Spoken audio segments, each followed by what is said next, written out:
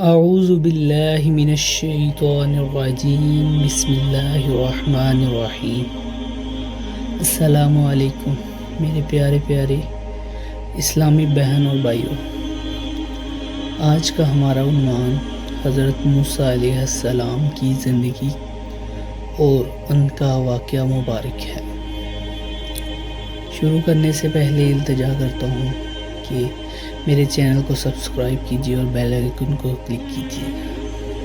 حضرت موسیٰ علیہ السلام کا مختصر تعارف۔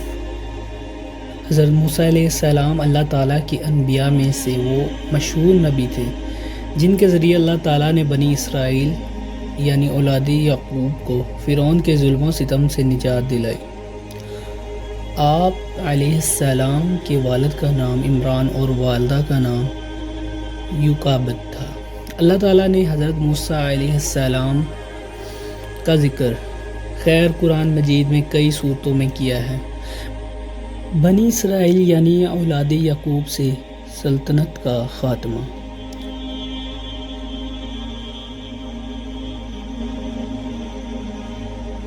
حضرت یوسف علیہ السلام کے مصر پر حکمران بننے کے کچھ عرصہ بعد حضرت یعقوب علیہ السلام پورے خاندان سمیت مصر میں آ کر آباد ہو گئے اور پرامن زندگی گزارنے لگے۔ حضرت یعقوب علیہ السلام کے بیٹوں کو اللہ تعالیٰ نے اپنی نعمتوں سے نوازا اور ان کی نسلوں کو خوب بڑھایا۔ آپ علیہ السلام کی اولاد سے جو لوگ وجود میں آئے انہیں بنی اسرائیل کہا جاتا ہے، جن کا قرآن مجید میں کئی مقامات پر ذکر آیا ہے۔ جب حضرت یوسف علیہ السلام اس دنیا سے رخصت ہوئے تو بنی اسرائیل کو بہت زیادہ صدمہ ہوا۔ اہل مصر نے انہیں تسلی دی اور ہر حالت میں ان کا خیال رکھنے کا پاس رکھا اور بنی اسرائیل کی عزت و شرف کو تسلیم کیا، لیکن رفتہ رفتہ بنی اسرائیل کے علماء نے لوگوں کو اللہ تعالیٰ کی طرف دعوت دینا چھوڑ دی اور دنیا کے حصول میں مگن ہو گئے، اور لوگ بھی اللہ تعالیٰ سے دور ہو کر امیر سے حسد اور غریب کو حقیر سمجھنے لگے۔ بنی اسرائیل کے اس طرز عمل کو دیکھ کر اہل مصر بھی بنی اسرائیل کو نفرت کی نگاہ سے دیکھنے لگے، یہاں تک کہ بعض اہل مصر نے یہ ذہن بنا لیا تھا کہ مصر میں بادشاہت کا حق صرف ہم اہل مصر کو ہے۔ بنی اسرائیل تو کنعان سے آ کر یہاں آباد ہوئے ہیں، انہیں ہم پر بادشاہت کرنے کا کوئی حق نہیں۔ مصر میں فرعون کی بادشاہت۔ جب بنی اسرائیل نے اللہ تعالیٰ کی نافرمانیاں شروع کر دی تو اہل مصر کے دلوں سے ان کا مقام و مرتبہ ختم ہو گیا اور وہ بنی اسرائیل سے نفرت کرنے لگے۔ انہوں نے بنی اسرائیل کی حمایت ختم کر کے اپنی ہی قوم کے ولید بن ریان نامی آدمی جو فرعون کے لقب سے مشہور ہوا کی حمایت کرنا شروع کر دی، جو بہت جلد مصر کا بادشاہ بن گیا۔ وہ بہت بڑا ظالم، متکبر اور جابر تھا اور اپنی قبطی قوم کو بادشاہوں کی ایک قسم اور بنی اسرائیل کو غلام قوم سمجھتا تھا۔ وہ اپنی حکومت اور بادشاہت کے غرور میں اتنا آگے نکل گیا کہ اس نے اپنے رب اور معبود ہونے کا دعویٰ کر دیا اور بنی اسرائیل کو اپنا غلام بنا لیا۔ فرمان الہی۔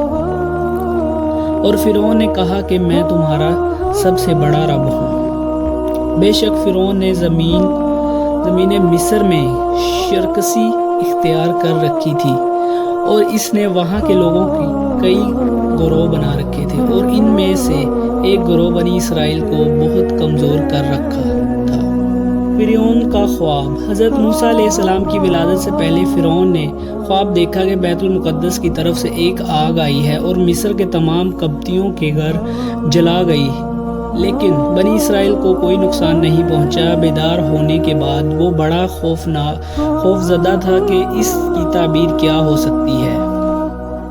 اس نے اپنے کاہنوں، عالموں اور جادوگروں کو جمع کیا اور اس کی تعبیر پوچھی۔ انہوں نے کہا کہ اس خواب کی تعبیر یہ ہے کہ بنی اسرائیل میں ایک ایسا لڑکا پیدا ہوگا کہ اس کے ہاتھوں اہل مصر قبطی تباہ ہو جائیں گے۔ چنانچہ فرعون نے اس وقت بنی اسرائیل کے لڑکوں کو قتل کرنے اور لڑکیوں کو زندہ چھوڑنے کا حکم جاری کر دیا، لیکن تقدیر کے آگے تدبیر نہیں چلتی۔ حضرت موسیٰ علیہ السلام کی انتہائی کشیدہ حالات میں ولادت۔ فرعون اپنے خواب کی وجہ سے بہت زیادہ خوف زدہ تھا۔ اسے اپنی حکومت کے زوال کا خطرہ تھا، اس لیے اس نے ہر ممکن کوشش کی کہ بنی اسرائیل میں کوئی ایسا لڑکا پیدا ہی نہ ہو جو میری حکومت کے زوال کا سبب بنے۔ اس نے کچھ مردوں اور عورتوں کی یہ ذمہ داری لگا دی کہ بنی اسرائیل کی عورتوں میں سے جو بھی امید سے ہے اس کے پاس جائیں اور پیدا ہونے والے بچے کے بارے میں معلومات رکھیں۔ اگر لڑکا پیدا ہو تو اسے قتل کر دے اور لڑکی ہو تو اسے باقی رہنے دیں۔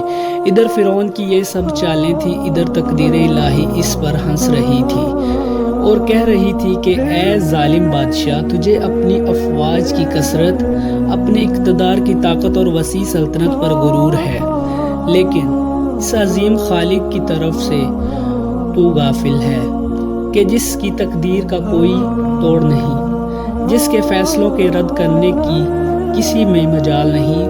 وہ ذات یہ فیصلہ کر چکی ہے کہ جس بچے سے تو خوف زدہ ہے، جس کے لیے تو نے بے شمار معصوم بچوں کو قتل کرنے کا حکم دیا ہے، وہ تیرے ہی گھر میں پرورش پائے گا اور تیری دنیا اور آخرت کی تباہی اس کے ہاتھوں سے ہوگی۔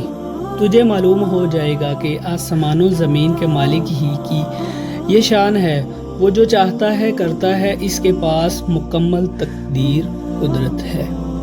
حضرت موسیٰ علیہ السلام کی ولادت بھی اسی سال ہوئی جس سال بچے قتل کیے جا رہے تھے۔ اللہ تعالیٰ کی رحمت جوش میں آئی اور اللہ عز و جل کو ان کمزور بندوں پر رحم آیا جو ابراہیم خلیل اللہ علیہ السلام کی نسل میں سے تھے۔ چنانچہ اللہ تعالیٰ نے انہیں فرعون کی غلامی سے نجات دلا کر آزادی جیسی عظیم نعمت سے نوازنا چاہا۔ فرعون اور اس کے لشکر کو ہلاک کر کے بنی اسرائیل کو اس سرزمین کا وارث بنانا چاہا۔ فرعون، حامان اور ان کی فوجوں کو یہ دکھانا چاہا کہ جس خوف سے وہ بنی اسرائیل کے بچوں کو قتل کروا رہے ہیں، اس کا نتیجہ وہ اپنی آنکھوں سے دیکھ لیں۔ آپ علیہ السلام کی والدہ حمل کے دنوں میں بڑی فکر مند ہوئی اور انہوں نے حمل کے ابتدائی ایام سے بہت احتیاط کی کہ کہیں حمل کی علامت ظاہر نہ ہو اور دوسروں کو علم نہ ہو جائے۔ وہ ان کے بیٹوں کو بری طرح ذبح کر دیتا اور ان کے بیٹوں کو زندہ رہنے دیتا۔ بلا شبہ وہ فساد پھیلانے والوں میں سے تھا اور ہم چاہتے تھے کہ ان لوگوں پر احسان فرمائیں جنہیں زمین مصر میں کمزور بنا دیا گیا تھا اور انہی کو پیشوں اور وارث بنائیں اور ہم انہیں زمین میں اقتدار عطا کریں۔ اور فرعون، حامان اور ان کے لشکروں کو وہ کچھ دکھا دیں جن کا انہیں خطرہ تھا، اور ان کی جگہ ہم نے ان لوگوں کو جو بالکل کمزور شمار کیے جاتے تھے اس سرزمین کی مشرق و مغرب کا وارث بنا دیا جس میں ہم نے برکت رکھی تھی۔